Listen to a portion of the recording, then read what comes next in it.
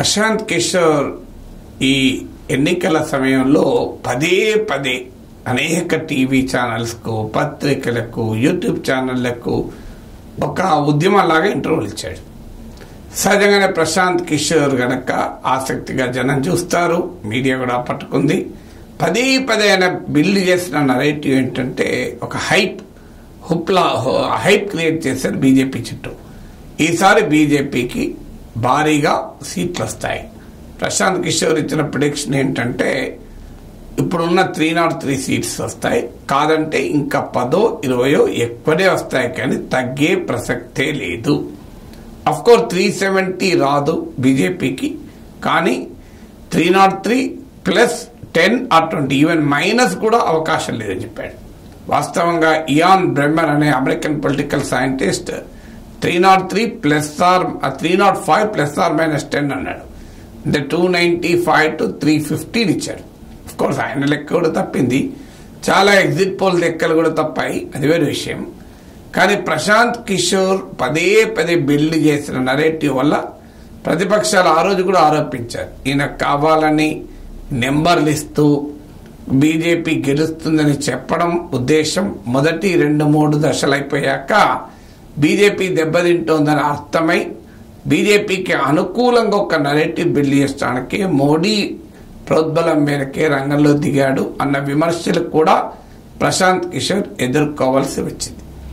కారణమంతా దీనికి ఎన్ని రాజకీయ విశ్లేషకులు ఎవరైనా డైరెక్షన్లు చెప్పాలి, ఫ్యాక్టర్స్ చెప్పాలి, కానీ ఎన్నికలకు ముందు ఇన్ని సీట్లు వస్తాయని చెప్పడం అది సమంజసం కాదు. నేను అప్పుడు కూడా చెప్పాను, ప్రశాంత్ కిషోర్ ఒక పొలిటికల్ యాక్టివిస్ట్ లాగా మాట్లాడుతున్నాడు, పొలిటికల్ ఎనలిస్ట్ లాగా మాట్లాడలేదు.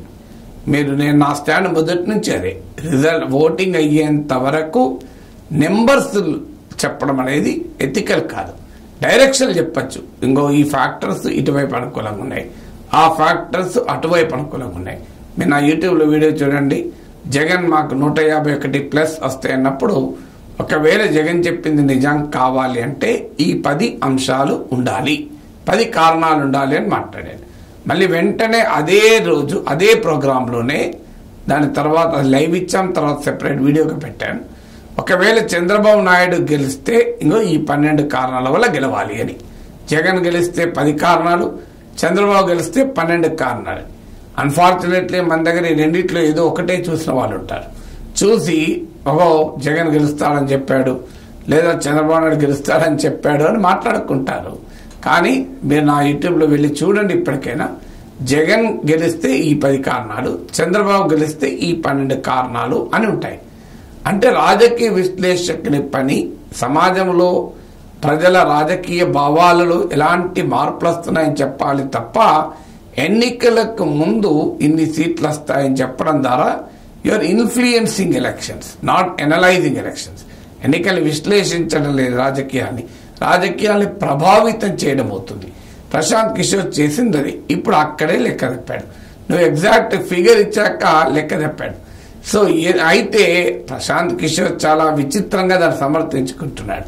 అఫ్కోర్స్ నేను లెక్క తప్పానని అంటూనే అబ్బే అంత తప్పలేదు, కావాలంటే చూడండి అని ఆయన ఆర్గ్యుమెంట్ మొదటిది ఏంటంటే బీజేపీ ఇప్పటికీ తన ఓటింగ్ నిలబెట్టుకుంది, 36% ఓటింగ్ వచ్చింది. లాస్ట్ టైంతో పోలిస్తే కేవలం 0.7% మాత్రమే తక్కువ. అందువల్ల నేను చెప్పిన కదా స్టేటస్ కో మెయింటైన్ అవుతుంది, కానీ ఓటింగ్ చెప్పలేదు ప్రశాంత్ కిషోర్, సీట్లు చెప్పాడు తెలివిగా. ఇప్పుడు ఏమంటున్నా అంటే చూడు నేను చెప్పినట్టే స్టేటస్ కో యథార్థ స్థితి ఉంది, నేను బీజేపీకి ఏ పరిస్థితి 2019లో ఉందో అదే ఉంటుందన్నాను, చూడండి అలాగే ఉంది, 36% ఓటింగ్, ఒక 0.7 తగ్గింది కదా అంటున్నాడు. కానీ ప్రశాంత్ కిషోర్ ఓటింగ్ శాతాలు చెప్పలే, ప్రశాంత్ కిషోర్ సీట్ల సంఖ్య చెప్పాడు. 303 ప్లస్ 10 ఆర్ ప్లస్ 20 అని చెప్పాడు క్లియర్గా. అందువల్ల అక్కడ లెక్క చెప్పాడు. కానీ ఇప్పుడు మాత్రం నేను ఓటింగ్ చూపెడుతూ డిఫెండ్ చేసుకుంటున్నాడు. ఇక రెండవ ఆర్గ్యుమెంట్ ఏంటంటే చరిత్రలో బీజేపీకి ఇది 3rd బెస్ట్ రిజల్ట్, కాంగ్రెస్ పార్టీకి ఇది 3rd వర్స్ట్ రిజల్ట్ అంటూ సమర్థించుకుంటున్నారు. ఇక్కడ బెస్ట్లు వర్స్ట్లు కాదు ప్రశాంత్ కిషోర్ ఇచ్చిన ప్రిడిక్షన్. ప్రశాంత్ కిషోర్ ఇచ్చిన ప్రిడిక్షన్ కాంగ్రెస్ పార్టీకి ఎట్టి పరిస్థితుల్లో 100 రావు, బీజేపీకి ఎట్టి పరిస్థితుల్లో 300 దాడతాయి. ఇది కదా ప్రిడిక్షన్.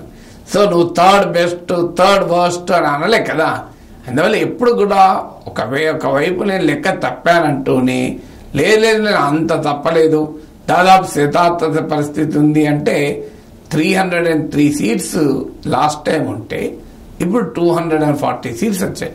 బీజేపీకి 63 సీట్లు తగ్గినాక కూడా ప్రశాంత్ కిషోర్ నేను అంత తప్పలేదు, నేను డైరెక్షన్ కరెక్ట్ చెప్పినా కదా, మోడీ ప్రభుత్వమే ఉంటుందని చెప్పాను కదా అని.